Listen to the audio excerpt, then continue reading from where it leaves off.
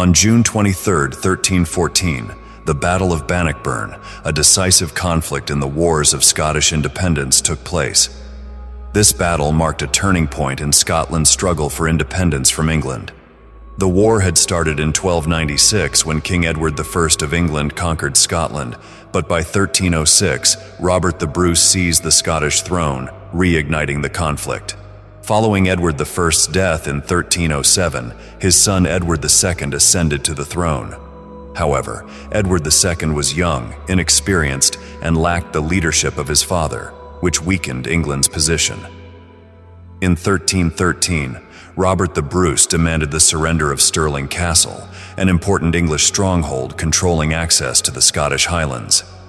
The English responded by assembling an army of 20,000 men, including knights, longbowmen, and cavalry, to secure the castle.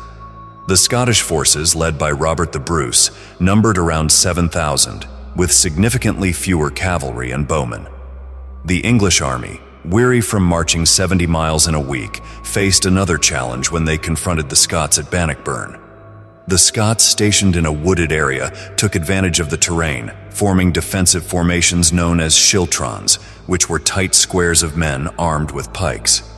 Robert the Bruce and his commanders, including his brother Edward Bruce, led the Scottish divisions. The battle began with English cavalry advancing toward the Scots, but Robert the Bruce, having ventured away from his main army, engaged in single combat with the English knight Henry de Bohun, killing him and forcing the English to retreat. This gave the Scots the momentum, and soon after, the Scottish forces routed a small English detachment. As the battle continued, English morale faltered, and Scottish cavalry under Sir Robert Keith attacked the English archers. With the English forces in disarray, King Edward II, realizing the situation was lost, fled the battlefield with his royal bodyguard.